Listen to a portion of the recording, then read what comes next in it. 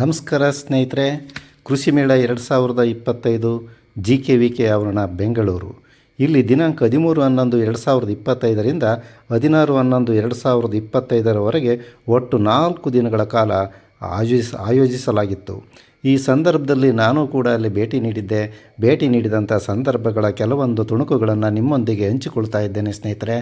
ಇವತ್ತು ಕೃಷಿ ಮಾಡೋದು ತುಂಬ ಕಷ್ಟ ಆಗಿದೆ. ಎತ್ತುಗಳಿಲ್ಲ, ಕಷ್ಟಪಟ್ಟು ದುಡಿಮೆ ಮಾಡಲಿಕ್ಕೆ, ಕೆಲಸ ಮಾಡಲಿಕ್ಕೆ, ಶ್ರಮಿಸಲಿಕ್ಕೆ ಶಕ್ತಿ ಇಲ್ಲ. ಹಾಗಾಗಿ ಟ್ಯಾಕ್ಟರ್ಗಳನ್ನು, ಉಳುಮೆ ಯಂತ್ರಗಳನ್ನು, ಟಿಲ್ಲರ್ಗಳನ್ನು, ಬಿತ್ತನೆ ಉಪಕರಣಗಳನ್ನು ನಮ್ಮ ಆಧುನಿಕ ರೈತರು ಅವಲಂಬಿಸಲೇಬೇಕಾದಂಥ ಅನಿವಾರ್ಯತೆ ಇದೆ.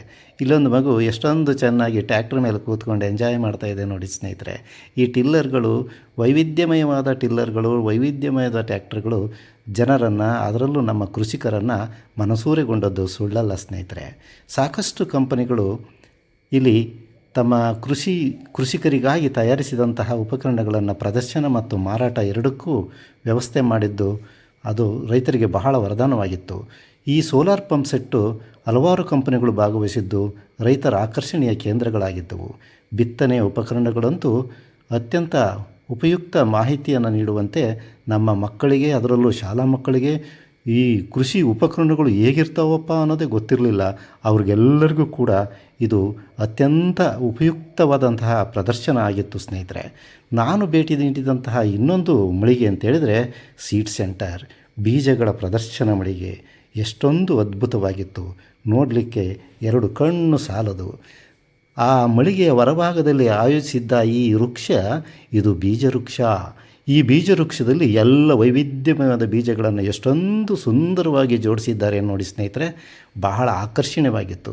ದಾರಿ ಹೋಕರನ್ನು, ಕೃಷಿಕರನ್ನು, ನಗರವಾಸಿಗಳನ್ನು, ಪ್ರದರ್ಶನಕ್ಕೆ ಬಂದಂಥ ಎಲ್ಲರನ್ನು ತನ್ನ ಕಡೆಗೆ ಕೈಬೀಸಿ ಕರೆಯುತ್ತೇನೋ ಅನ್ನೋ ರೀತಿಯಲ್ಲಿ ಭಾಸವಾಗ್ತಾ ಇದ್ದಿದ್ದು ಸುಳ್ಳಲ್ಲ ಸ್ನೇಹಿತರೆ. ಈ ಬೀಜ ಮಳಿಗೆಯಲ್ಲಿ ಎಷ್ಟೊಂದು ಬೀಜಗಳ ಪ್ರದರ್ಶನಕ್ಕೆ ಇಟ್ಟಿದ್ರು ಅಂತ ಹೇಳಿದರೆ ಹೇಳಬಾರದು. ಒಂದಲ್ಲ, ಎರಡಲ್ಲ, ನೂರಾರು ಥರದ ಬೀಜಗಳ ಪ್ರದರ್ಶನ.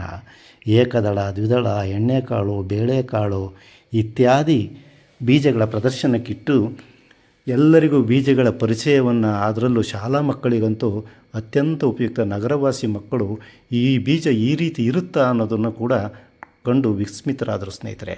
ಬೀಜಗಳಿಂದ ತಯಾರು ಮಾಡಿರ್ತಕ್ಕಂಥ ಕೆಲವೊಂದು ಮಾದರಿಗಳು, ಚಿತ್ರಣಗಳು ನೋಡಿದರೆ ಯಾರೋ ಡ್ರಾಯಿಂಗ್ ಮಾಡಿದ್ದಾರೆ ಅನ್ನೋ ರೀತಿಯಲ್ಲಿ ಕಾಣ್ತಾ ಇದೆ. ಖಂಡಿತ ಡ್ರಾಯಿಂಗ್ ಮಾಡಿದ್ದಲ್ಲ ಇದೆಲ್ಲವನ್ನು ಕೂಡ ಬೀಜಗಳಿಂದಲೇ ಜೋಡಿಸಿ ಅಲಂಕರಿಸಿರೋದನ್ನು ನಾವು ನೋಡ್ಬೋದು ಸ್ನೇಹಿತರೆ.